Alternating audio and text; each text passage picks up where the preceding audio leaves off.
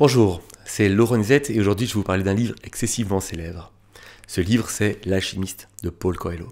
On y va.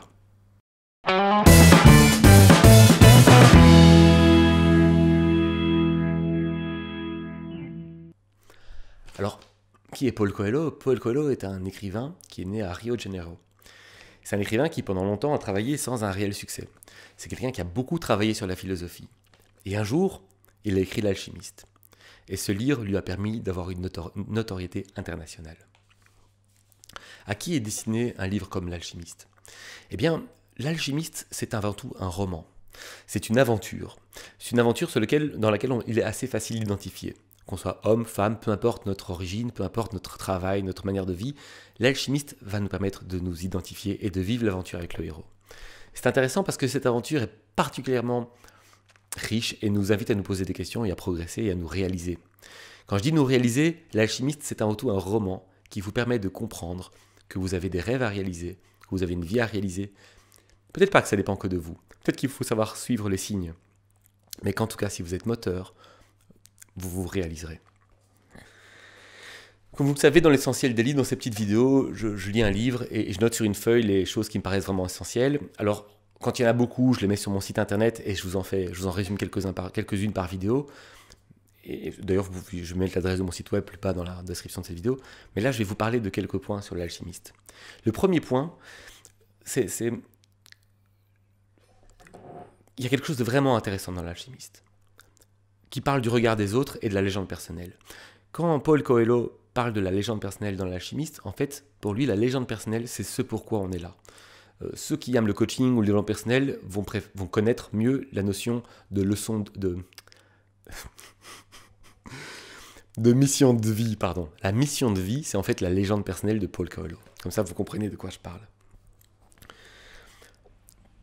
La légende personnelle, la mission de vie, c'est quelque chose... C'est ce pourquoi on est là. C'est ce qu'on veut vraiment dans la vie. C'est notre besoin le plus enfermé à l'intérieur de notre cœur. C'est ces rêves qu'on n'a plus osé vraiment imaginer, peut-être parce qu'on a peur qu'ils ne se réalisent pas. Ça, c'est sa légende personnelle. Pourquoi est-ce qu'on a peur que cette légende personnelle ne se réalise pas? Paulo Coelho en parle très bien dans son livre. Imaginons que vous aimez voyager et que votre voisin aime voyager. Que c'est vraiment quelque chose que vous aimez particulièrement. Malheureusement, vous êtes deux hommes, vous avez envie de trouver une compagne. Mais malheureusement, dans le passé, l'alchimiste se passe dans le passé, on ne mariait pas une femme de qualité à un homme qui passait sa vie à se promener dans la montagne et à élever des moutons, par exemple. Non, ça nous paraissait trop instable, c'était trop dangereux, cet homme-là n'apporterait pas assez de richesse, pas assez de sécurité, etc.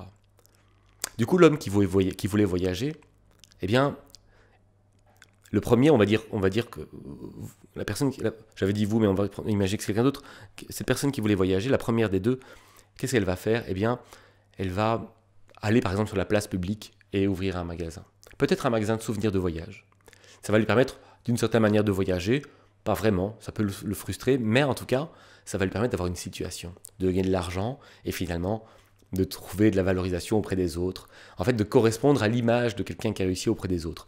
Et là, dans l'histoire, en tout cas, on lui trouve facilement une femme, sa belle famille l'aime beaucoup, etc., etc., parce que aux yeux des autres, il a réussi. Pourtant, au fond de son cœur, il n'est pas devenu un grand voyageur. En fait, au fond de son cœur, il a dû négocier avec sa légende personnelle. Il est peut-être passé à côté du rêve de sa vie. En deuxième point, on a le deuxième garçon. Le deuxième garçon, également, veut trouver une femme, également veut être valorisé dans le regard des autres, mais à la place de ouvrir un magasin, il va partir, sans le sou.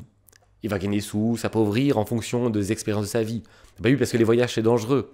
On a des mauvaises expériences et puis des bonnes. On a parfois faim, parfois soif. Parfois, on a tout d'un coup parce que les gens nous offrent. Ou bien parce que parfois, on a simplement travaillé. Cet homme va vivre son aventure. Il va lui arriver des choses incroyables, incroyables. Son front va se rider de marques, mais de marques de vie. Cet homme va réaliser sa légende personnelle. Cet homme sera heureux. À votre avis, est-ce qu'il trouvera femme ? Comment est-ce que les gens vont regarder cet homme? Quelle sera la perception que les gens auront de lui?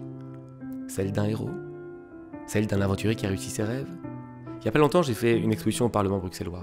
Comment les gens voyaient cet homme qui avait traversé plusieurs endroits du monde dans des endroits extrêmes pour amener des photographies? Ils ont vu ça comme quelqu'un qui a fui le regard des autres, qui n'a pas voulu ouvrir sa stabilité professionnelle et financière, ou est-ce qu'ils ont vu ça comme une sorte d'héros?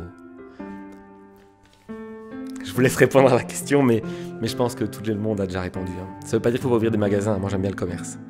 Mais ça veut dire que il serait dommage d'abandonner ses rêves, sa légende personnelle, pour plaire au regard d'autrui.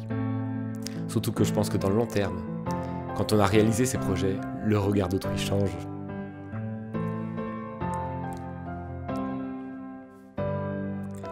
Il y a une phrase intéressante, un deuxième point essentiel du livre, c'est « Tout le monde sait comment vous devriez vivre votre vie, mais les gens ne savent pas trop comment vivre la leur. Méfiez-vous des conseils. » Il est très très difficile de donner des conseils à quelqu'un, c'est un métier, et pourtant les gens en donnent tout le temps aux autres. Tout le temps, mais tout le temps, et même parfois des conseils graves qui ont des lourdes implications. Tout le temps ils en donnent. Et pourtant quand on regarde leur vie, ils n'ont visiblement pas l'air de les appliquer à eux-mêmes. Méfiez-vous des conseils, méfiez-vous des gens qui vous conseillent, qui n'ont pas réalisé eux-mêmes ce qu'ils disaient. Alors, comme moi je fais du coaching ou de la photographie, ben là c'est un peu le même débat. Avant d'aller voir un coach, vérifier qu'il ait réussi des choses, que ce soit quelqu'un d'épanoui dans sa vie. Ça ne veut pas dire qu'il doit être parfait. Vous savez qu'un coach, un photographe, ce sont des gens qui ont des épreuves. Moi je me casse la figure plein de fois, j'ai des choses qui me plaisent vraiment, qui me rendent vraiment triste. C'est pas la question. On n'est pas tout le temps heureux, mais on réalise sa vie et on est heureux, de manière générale. C'est justement le désir de réaliser un rêve qui rend la vie intéressante.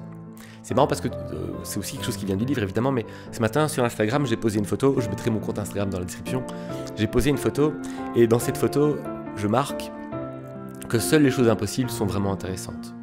Que moi personnellement, les choses qui sont faciles à faire, elles m'éclatent beaucoup moins que les choses qui paraissent impossibles.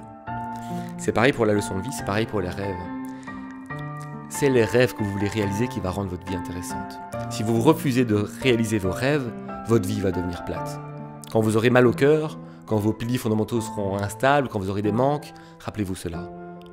Votre vie n'est peut-être pas intéressante aujourd'hui, malheureusement, et il faut se l'avouer, on va pas se mentir, parce que vous ne réalisez pas vos rêves. Et quand on dit qu'il faut réaliser ses rêves, c'est pas les atteindre spécialement. Si moi je rêve de quelque chose, ok. Ce qui est beau, c'est que je vais avancer vers ce projet-là, je vais avancer vers ce rêve-là. Que je l'atteigne ou pas, ma foi, l'important c'est le chemin. Ça me peut paraître vraiment bête ce que je viens de dire là, mais si vous vivez l'expérience, vous vous en rendrez compte. J'avais noté encore une chose.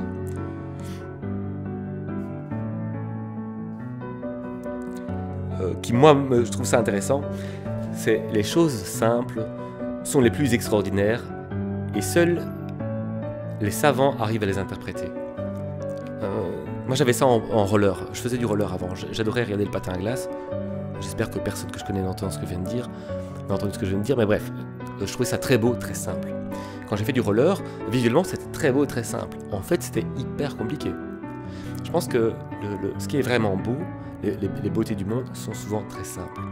Et pourtant, quand vous êtes devant ce magnifique paysage, ce que vous voyez tellement impressionnant, qui vous touche tellement fort, et bien en fait la richesse que ça vous apporte, ce que vous pouvez en tirer, ça demande une vraie compétence, ça demande une vraie attention, ça demande une vraie sensibilité énorme.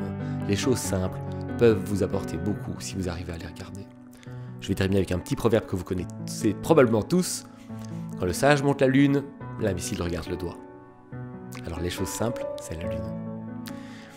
Voilà, donc vous voyez, L'Alchimiste, c'est un livre que j'ai adoré, que j'ai trouvé vraiment intéressant. C'est un roman, donc c'est un divertissement, il ne faut pas vous attendre à des leçons de coaching énormes dedans. Mais il est très riche, c'est très agréable. Si vous devez faire une grande route en voiture, mettez-le en livre audio. N'oubliez pas, ce qu'on dit là, c'est intéressant, mais essayez de les appliquer, même un tout petit peu, ça serait déjà bien. Et je vous dis à très bientôt pour un prochain livre. Ciao.